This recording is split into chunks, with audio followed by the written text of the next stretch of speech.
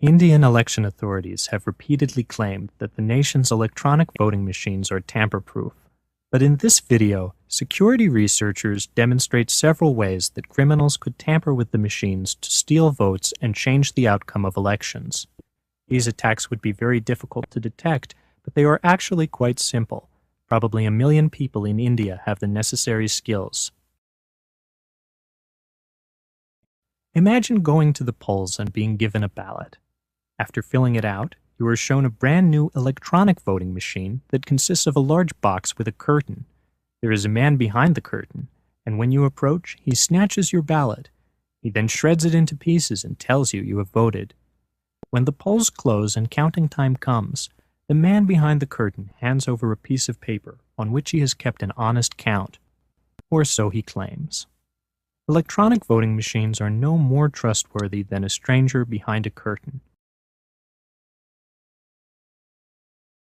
India is the world's largest democracy, and for about a decade, nearly all votes have been cast on electronic voting machines, or EVMs. They consist of a control unit used by poll workers and a ballot unit inside the polling booth. There is a single race, and the ballot unit has one button for each candidate. Let's run a small election using a real EVM. When a voter arrives, poll workers press this button to allow one vote. The voter then presses the button for their candidate, and the vote is cast. Let's give each candidate 3 votes.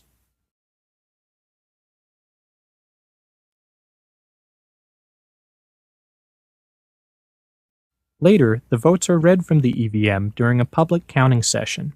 The display shows that candidate 1 wins with 7 votes, but something is wrong. That number was supposed to be 3. Somehow, 1 vote has been stolen from each of the other candidates. Now we'll open the machine and show you how we tampered with it. Indian election officials haven't let voters see inside. The EVM contains a simple computer with a processor and memory to store votes. We made the machine cheat by tampering with the hardware. We opened the machine and replaced the real display with this dishonest lookalike version, which lies about the election results. As you can see, the 2 displays look nearly identical. We built our version in a few weeks from parts costing just a few dollars. Under the displays, we had a small chip that replaces the real results with dishonest ones, and a Bluetooth radio that lets us wirelessly signal who should win.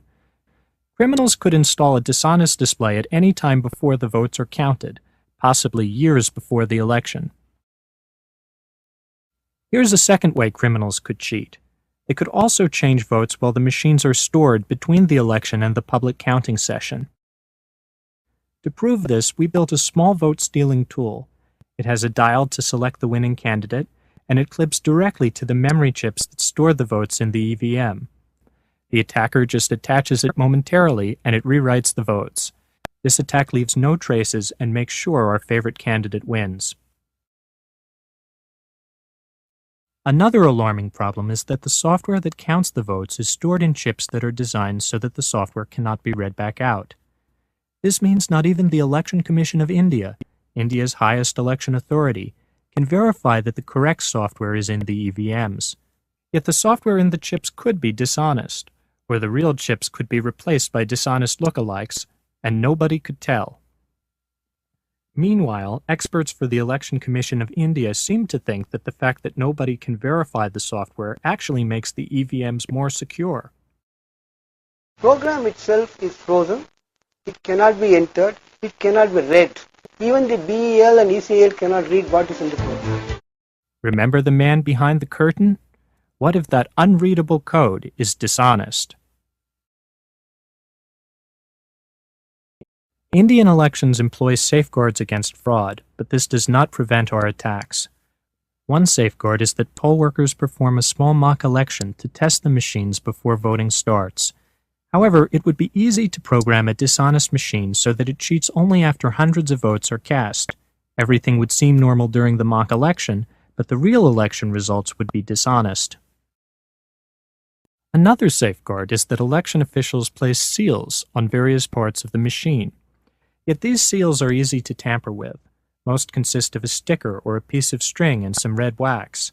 Scientists don't really know how to make seals that cannot be cheaply faked or tampered with, even in applications such as nuclear facilities. Low-tech voting machine seals are an extremely weak defense.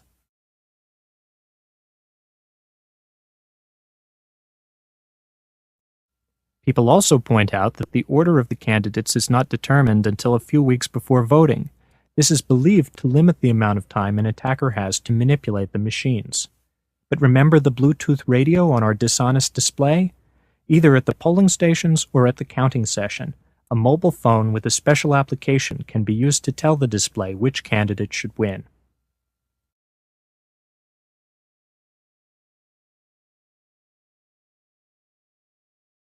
You have witnessed attacks that can change election results on real EVMs in real scenarios. We believe this settles the debate. India's EVMs can be tampered with to steal votes. Paperless electronic voting systems are never transparent and are inherently insecure.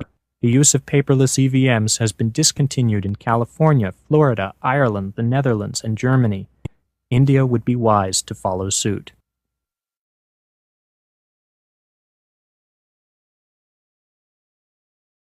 For more information, visit indiaevm.org.